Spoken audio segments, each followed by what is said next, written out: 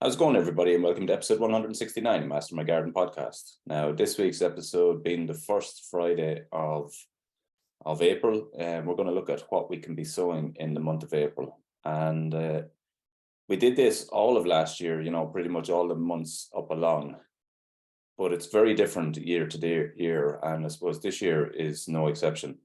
So this March, pretty much from the first day or two of March, we've had extremely wet weather here in Ireland. So non-stop rain, almost rain every day, very high levels of rainfall. I'm not sure if the sort of records have been updated yet or whatever, but I suspect it's definitely up there with one of the wettest Marches we've had. Coupled with that, I suppose the ground has been quite cold, as you'd expect. Wet ground is generally colder anyway. And because of all of that, it sort of changes, as I say, year to year, it can be different what we can actually get ahead. And so typically, and we've said this several times on the podcast before, typically you kind of want to get going earlier, and certainly February this year would make you feel like, yes, let's go, we should be sowing seeds. You see everybody sowing their seeds and you start to feel that you're well behind. But April is the month where you can, every year you can get sowing in a, I suppose, a surer way, because it's generally getting a little bit warmer. Now, having said that, it hasn't been so warm up until now, with the exception of last weekend. We've had, nice weather, but we're back middle of this week again to heavy rain, although the outlook for the sort of next 10 days is not too bad. But temperatures are generally cool enough still. And as a result of that, then we have, I suppose, colder ground temperatures. So for the moment here in Ireland anyway, and I know it's different, in other parts of the world, depending on where you're listening, we don't really have any opportunity to go sowing directly into the ground outside yet. It's just too wet, too cold as a result of the wet. But nonetheless, there's a lot that we can be doing. It's definitely the month where almost everything can get going, get started. And sometimes we can sow directly outside, but at the moment we're a little bit hindered by the fact that it has been so wet and so cold. So yeah, what we're going to sow in April, and I suppose we'll just chat about a few other gardening jobs that we can be doing as well. So a few different categories of sowing as always. So your successional sowing, again, it depends on whether you have a polytunnel or not, but what we can be sowing successionally at the moment are things like all your salads, your lettuce, your spring onions, your spinach, those type things. And you're sowing those, if at the moment, if you don't have a polytunnel, you're going to be sowing those into trays, keeping them on your windowsill or your conservatory, which is probably getting packed at this stage. I know a lot of people have filled up their windowsills and they're spreading out into the various rooms of their houses, and I'm sure it's causing a few arguments here and there. But if you're not sowing in a tunnel or a greenhouse or a glass house, greenhouse of some sort, then these are going to be inside, sowing in modules for sowing outside. So successional sowing of salad leaves generally, your different salads, your spinach, your lettuce, your spring onions, and so on. Again, into modules for planting outside, hopefully, end of the month or early in May. We're looking at, celeriac, cabbage. Again, you're sticking with early varieties here: early cabbage, early cauliflower, calabrese, peas, leeks. Around the middle of the month, we can do our very last sowing of onions. So I've done 2 sowings of onions now. I will do another one in this week sometime of Stuttgarter. And that will be I'll have autumn planted onions already going in the ground. I'll have sets that I have planted just this week. I don't like putting them in this week, though. It's still just a bit wet, but they needed to get planted, and you can do that, your onion sets, your shallots, your garlic, right up to the middle of the month. After that, it's starting to get a little bit late, but yeah, they'll be fine up until then. And then I have a few sowings of onions that'll be coming along after that. So yeah, onions is another one. Leeks, chard. Chard I've sowed already. and I'm only sowing a handful of plants. So when I say a handful, I'm only sowing 3 plants of chard. So that seems to be what works here. The chard, again, I spoke about it previously, but I'm literally harvesting leaves around the outside all of the time. So it's just such an easy, and you don't have to, one sowing is going to do me. So the ones that I'm still harvesting off were sowed last spring. They're in the polytunnel. I've been harvesting off them nonstop. Now I'm not feeding an army here. It's just a few of us, and you're just constantly harvesting the leaves off that. So that has been, really, really successful. And I'm only going to sow a small amount of that, not successionally, just a one-off sowing. So chard, you can also sow. You may, if you're in a warmer spot, you may be able to get some seeds directly into the ground outside. Now, I certainly will not be doing that for a few weeks. It's just too wet and too cold here still. But if you are in a dry area, or a warmer area particularly, you would be able to start, the likes of a radish can go outside, spinach could go outside, beetroot, early carrots and parsnips. Definitely by the end of the month you'll be able to do that. So I suppose, be looking to get those in. Personally here, I'll be looking to get those in certainly outside, sow those outside before the end of the month, if possible. But again, it depends on the weather, depends on the ground temperatures particularly. We normally get a huge benefit, the clocks have changed there recently, and we normally get a huge benefit from that extra sunlight that starts, I suppose, from early March. Having said that, this year, we probably haven't got the benefit of it the way you would in other years, because, okay, we're getting extra daylight hours, but that light has been quite low level because of the cloud and the rain that we've had pretty much the whole way through. Not so much by way of sun over the whole month, little bits here and there, but not a huge amount. So you're getting less of the benefit than if you had sort of drier days and, I suppose, brighter days. So, but still, days are longer now. There is more daylight hours, and seeds really do love that. So, there's lots of growth in the tunnel at the moment. Other things that you may sown towards the end of the month, I have some of them done already, just kind of a little test really, but they're a little bit early. Sweet corn, squashes, pumpkins, they like temperature, they like heat, and we certainly haven't had that yet. So middle of the month to the end of the month, you can start sowing those. You probably still will need to give them a little bit of heat. If you're in a polytunnel, you might get away without additional heat, but I probably will use the heated propagator underneath them. Some of them are on that at the moment. They're doing okay, but they're not doing really well. Again, just generally it's cool, generally it's cool at the moment. So mid to end of the month, squashes, courgettes, pumpkins, sweet corn, cucumber, all of those. Tomatoes I have already sown and pricked out. They're coming along okay.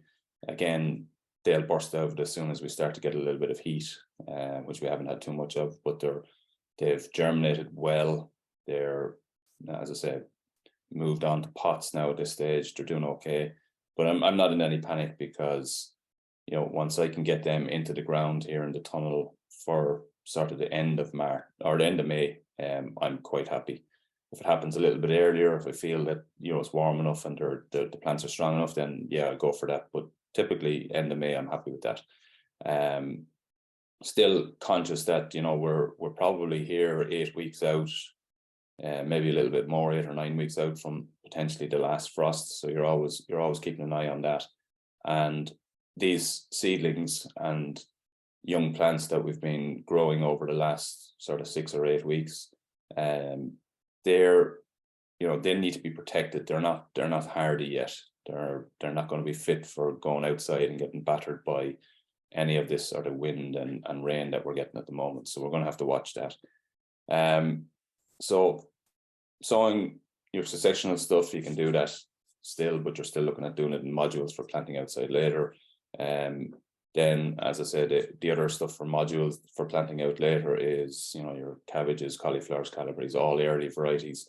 continue to sow those small and often. Just keep doing it small and often, because as we said a few weeks ago, you don't need a lot in one go. So small and often, keep sowing those, and hopefully then in a week or two we'll be able to direct sow some stuff outside if the ground temperatures warm up enough. Other things that we can be doing in terms of vegetables, so far I have planted early potatoes into the tunnel, red Duke York. Main crops haven't done anything with, still sitting in the box, and they will continue to sit there until we get kind of 10 or 12 degrees for 10 or 12 days ground temperature outside. So main crop potatoes that I'm going with this year are definitely, they're a few weeks away from being planted. Typically you'd be looking at doing those mid-April. Around here they have been planted, genuinely they have been planted as late as June and still worked out fine, depending on ground temperatures and what sort of a spring it has been. But so far, wet, cold spring, so certainly not looking at doing this in the next couple of weeks. If we get the temperatures, then I will, before the end of April, plant in my main crop seed potatoes, all blight-free varieties that I'm using this year. Never tried them before, so it's going to be interesting to see those. And looking forward to growing them kind of as a test. I'm hearing good things about them. A number of years ago, Sarpa Axona is one that I'm planting. I heard reports about that being very waxy, which I don't like in a potato. But now people are saying, they are waxy while growing, but when the leaves, get cut off at the end of the year, the dry matter increases quite a lot if they're left in the ground. So that's the plan with those, to try and increase the dry matter in them, and then they are supposed to store quite well as well. So yeah, looking forward to trying those, and it'll be interesting to try these varieties. I haven't tried them before. My number one favorite potato is, British Queens and Records. Toss up between the two of those. Queens, early part of the year, nothing better than those. And then later, Records is by far my favorite tasting potato. Last year I grew those, got the Queens out quite good, was able to harvest and eat quite a lot of those, but Records just got blight and just didn't recover, and it was ended up being a complete wipeout, really, to be honest with you. There was some decent potatoes in it, but the majority of them just hadn't filled out enough before getting wiped with the blight. So got very little out of those, and just don't want to repeat that this year. So going for blight-free varieties for the coming year. Other things that I'll be sowing, I've started sowing a few flowers annuals. I've marigolds sowed. You can continue to sow marigolds this month. Calendulas, I have some sowed. Nasturtiums, I've some sowed. I have some that are seeding, where the seeds fell in the tunnel, and I'm just basically potting them on from where they've germinated in the ground. It's a lazy way of doing it, but it's working quite well. So nasturtiums I've sowed, calendulas, marigolds. I'll do a few cornflowers, cosmos. All of those will get sowed now this month. Some are already done, and there's still quite a few perennials that you can be sowing. Some of them you may not get decent flower from this year, or any flower in some cases, but I will continue to sow. I've sowed dahlias already, and we'll sow a few more of those. Things like rudbeckia I will be sowing this month. I will also be sowing, what else have I got? Some more of the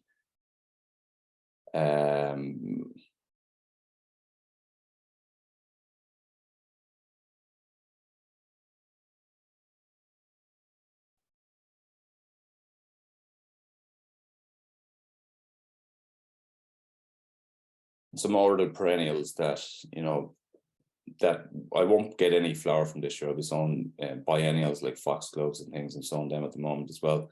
And won't flower this year, but they'll be perfect for next year. So yeah, still lots to be doing in the sowing front.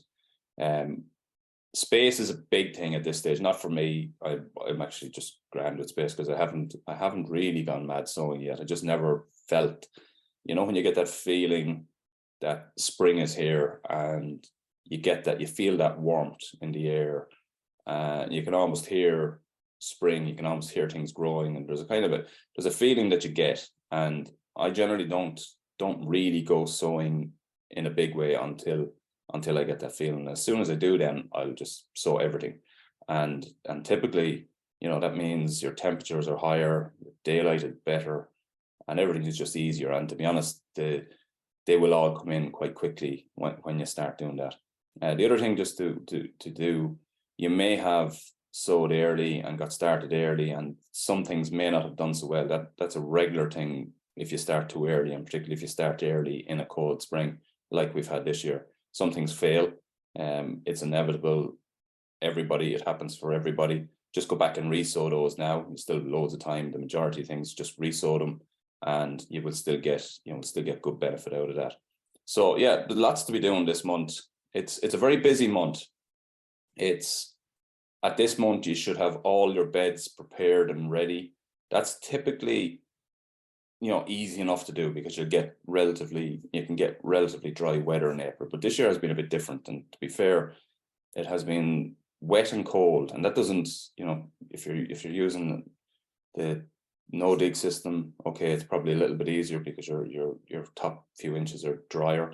But if you're using a digging, if you're still digging, likely at this stage that your beds, you might have got them dug over in February, and at this stage they're probably in a bit of a mess, and it's very difficult to actually do anything with it. So as soon as you get a little bit of a dry spot, dry patch, you'll probably need to break up the pan on the top of the ground, and get ready for sowing. That is the beauty of no dig. Slugs, watch out for slugs on your seedlings. They're really starting to come out now. Over the next couple of weeks, you will notice them a lot more. We've had a mild winter, so there's going to be a lot of slugs and slug activity early this year, particularly if it gets warm anytime soon, because there's been so much moisture. And as soon as the temperatures come up, those slugs are going to be there. I see them appearing already. So just watch your seedlings for that. Particularly if you have them in where you're sowing your seeds and on your seedlings, they can quite quickly wipe out, a nice little batch of seedlings that you're getting ready to sow out. So just watch for that. Other than that, get all your beds ready. Coming into April is a busy month, a lot of sowing. Hopefully at some point, a lot of sowing outside later on in the month, a lot of sowing inside, planting out hopefully soon enough if we can, planting potatoes. So a lot of all that early stage stuff will happen in April. So it's a very, very busy month. And then you're going to obviously be coming into May, which is always for any gardener, but particularly for the veg gardener, is going to be honest, your busiest month getting stuff in and all that. Probably at this stage, majority of what you will have overwintered.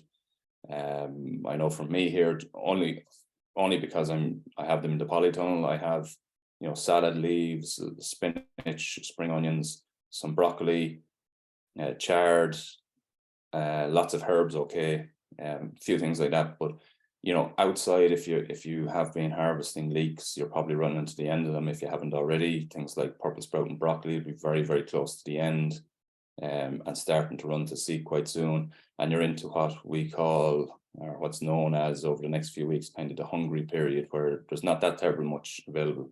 And this is, I suppose, the one time where I find, greenhouse, if you have one, or if you can access one, at this time, this is what fills the gap a little bit easier, or makes it easier to fill the gap, because there is a gap here at this time of the year where your crops from this year are just nowhere near ready, and you'll be more or less finished out of what was there for the year from the previous year. So that's where that name, the hungry gap, comes. It's also true a little bit in nature for things like beekeeping. There's a bit of a hungry gap there, not a huge amount. So obviously there's some stuff there at the minute for bees, but not a wide range. The dandelions are out. The white thorn is not quite out yet. Black thorn is out in some cases. Generally, that's what's referred to as the hungry gap. And when it comes to growing your own food, it is around this time that it starts to kick in as well, unless you have access to a greenhouse, which gives you that extension, allows you to finish out that sort of 12-month growing season. So there's a lot to be doing. Keep sowing your seeds, keep sowing your successionals. Re-sow anything that didn't work for you, anything that failed, and lots of flowers that can still be sowed. So there's loads to be doing, but it is, generally speaking, and particularly this year because of the weather that we've had, the wet spring, that wet March particularly that we've had, you're looking at still, it's all sowing and it's kind of all behind the scenes stuff until we can get out and into the garden and planting and sowing directly into the ground. That will happen very soon. Keep an eye out for soil temperatures. You're looking for them to get up before any sowing of seed or planting of potatoes. You're looking for them to be up at 10 to 12 degrees ground temperature. If you're unsure as to whether, whether you're at that or not, get yourself a soil thermometer. They're very, very simple. Just leave it stuck in the ground, check it every couple of days, and you're looking for that kind of 10, 12, 14 degrees. And you're looking for it not just on one day, you're looking for it over an extended period of maybe a week, 10 days. And then once you see that, then you're kind of good to go. You can get your seeds in. And, there's still, as I said, there's still time, and we're still a few weeks away from the last frost and so on. So there can be cold weather and there can be crappy weather in between. But once we get, into the middle of April, certainly we'll be getting quite close to the point where we can get out and into the ground. So just keep an eye out. If you're in an area that's a bit drier or a bit warmer, then you might be able to get going a bit earlier. But yeah, it's a busy month. Keep sowing, and that's pretty much this week's episode. And until the next time, happy gardening.